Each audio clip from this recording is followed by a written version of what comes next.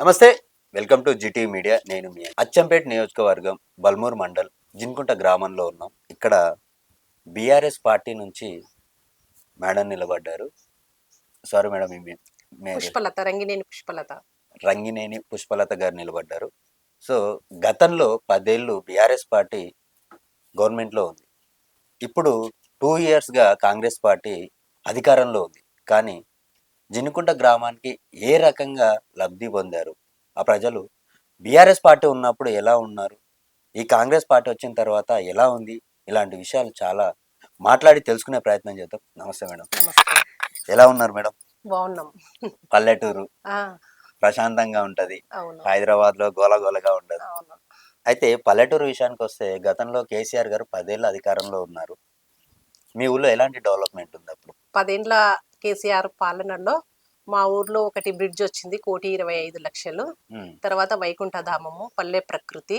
ఉమ్, తర్వాత తడి పొడి చెత్త వేరువేరుగా బుట్టలలో వేసి ఉమ్, వేయడము. ఉమ్, తర్వాత వచ్చి రేషన్ కూడా ఫ్రీగా ఇస్తున్నారు, ఏం డబ్బులు తీసుకోకుండా. అంతకుముందు 2 రూపీస్ లాగుండే. ఉమ్, తర్వాత అది 4 కేజీసే ఇచ్చేవారు ఉమ్, ఫర్ హెడ్కు.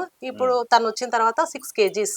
ఉమ్, తర్వాత ఏం డబ్బులు లేకుండానే ఉమ్, 6 కేజీల బియ్యము. ఉమ్, తర్వాత రైతు బంధు అని రైతులకు వ్యవసాయ రంగంలో కూడా తను ఉమ్, ఎంతో హెల్ప్ చేసిండు, యూరియాస్ కానీ ఏవి అయినా కానీ. ఉమ్, తర్వాత విద్యుత్ కానీ ఏదైనా కానీ 24 గంటల కరెంటు కానీ ఉమ్, రైతులకు ఆ కరెంటు కూడా ఉమ్, ఫ్రీగానే అన్నమాట. ఉమ్, వ్యవసాయానికి సంబంధించి ఉమ్. అట్లా ఇచ్చిండ్రు. అది ఎంత మంచి పరిపాలనలా ఉన్నది ఈ ఇప్పుడు. వైకుంఠ ధామం కావచ్చు, పల్లె ప్రకృతి కావచ్చు, ఈ మిషన్ కదా, మీ మిషన్ భగీరథ భగీరథ, నీళ్లు. ఇవన్నీ ఊర్లలో మేము చూస్తా ఉన్నాము. కొన్ని ఊర్లలో 2014 ముందు రైతులు అనేవాళ్ళు వ్యవసాయం చేయలేదు. అంతకుముందు ఎలాంటి అంటే రైతులు ఎలాంటి పనులు చేసుకోకుండా బతికారు, అప్పుడు వాటర్ లేవా, లేకుంటే పంటలు పండలేదా అనే మాటలు కొన్ని చోట్ల వినబడు. విన్నాము.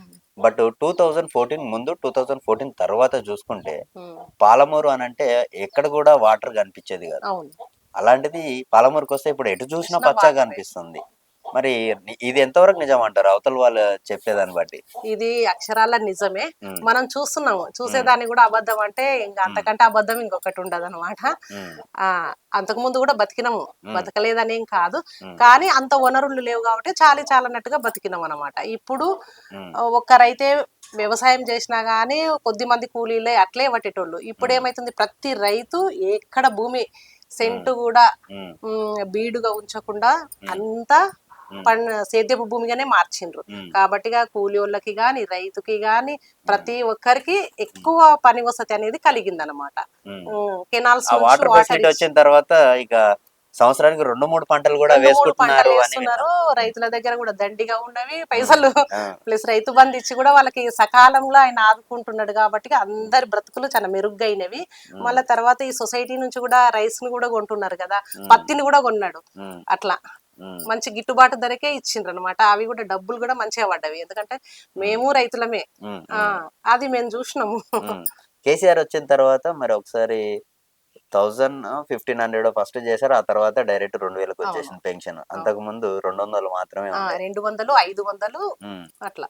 ఎట్లా ఇక్కడున్న ముసలి వాళ్ళు ఎట్లా ఫీల్ అయ్యారు ఆ చాలా టైంలో? వాళ్ళు సంతోషంగా ఫీల్ అవుతారు. ఆయన ఉమ్, ఒక పెద్ద కొడుకు లాగా వాళ్ళు అనుకుంటారు. ఉమ్, ఇప్పుడు చాలా మంది పల్లెటూర్లల్లో సరే ఇది అనొచ్చు అనకూడదు కానీ ఉమ్, ముసలి వాళ్ళను వాళ్ళే బ్రతికేటట్టు వాళ్ళే ఉమ్, వండుకునేటట్టే ఉన్నారు. ఉమ్. వాళ్ళ వాళ్ళ పిల్లలు ఖర్చులు కూడా వాళ్ళే ఆ ఎలా తీసుకుంటున్నారు. ఉమ్, తీసుకుంటున్నారు. ఉమ్, ఇప్పుడు ఆయన ఇచ్చిండు కాబట్టి వాళ్ళకు ఒక రోజు పనికి పోయినా అవి ఎంతో చేదోడు వాదోడుగా ఉంటున్నాయి అనమాట. ఉమ్. ఇప్పుడు ఇంకా వీళ్ళే మనవన్లకు మనవరాన్లకు కూడా అప్పుడప్పుడు 100-200 ఇచ్చే ఇస్తున్నారు స్థితిలో ఉన్నారు ముసలోళ్ళు. స్థితిలో ఉన్నారు. ఉమ్. కొంచెం దీని వాళ్ళు తర్వాత ఇప్పుడు కాంగ్రెస్ పార్టీ వచ్చింది. కాంగ్రెస్ పార్టీ వచ్చిన తర్వాత ఈ 2 ఏళ్లుగా ఏమన్నా అభివృద్ధి పనులు కనిపించాయా?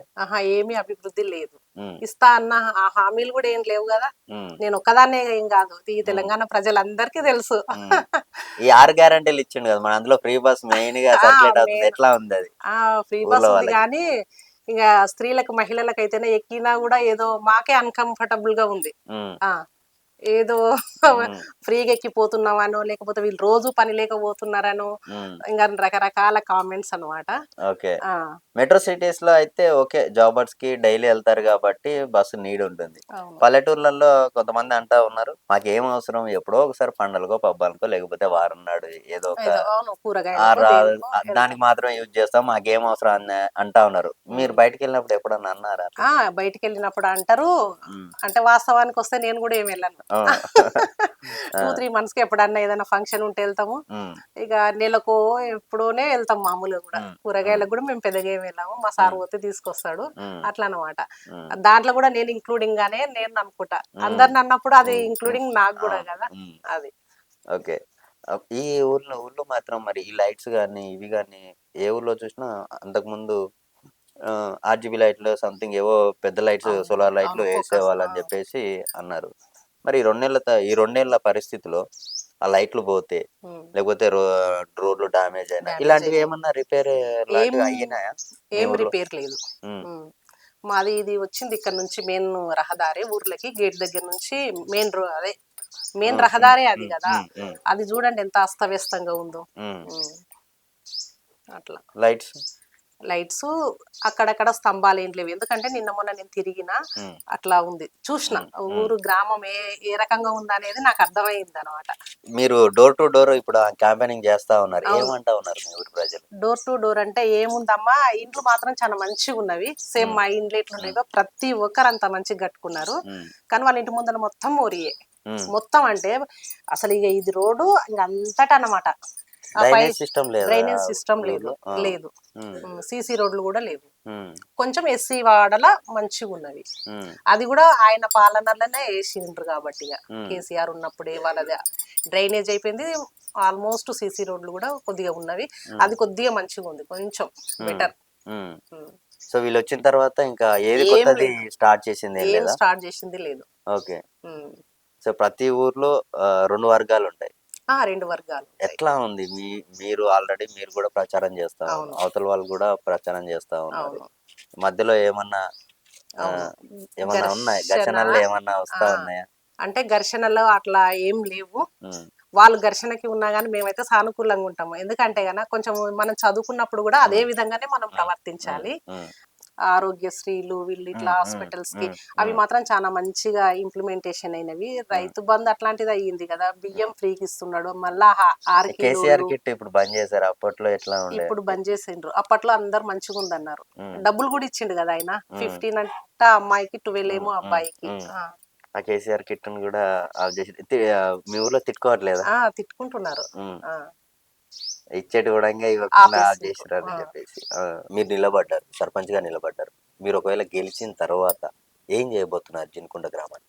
గెలిచిన తర్వాత నేను డోర్ టు డోర్ వీధి అన్ని తిరుగుతున్నా కాబట్టిగా హ్మ్. అసలు డ్రైనేజీ సిస్టమ్ అనేది చాలా అస్తవ్యస్తంగా ఉంది. హ్మ్. దాన్ని మంచిగా చేయాలి. హ్మ్. సీసీ రోడ్లు కూడా అసలు చాలా అవసరం ఉన్నవి. ఎక్కడ ఏం లేవు. హ్మ్. ఆ ఒక రోడ్డే అదొక డ్రైనేజ్ అయిపోయిందనమాట. హ్మ్. ఓన్లీ హ్మ్. ఇట్లా పైకి పట్టుకొని నడవడం తప్ప ఏం హ్మ్. లేదు. హ్మ్. కరెంట్ పోల్స్ కూడా లేవు.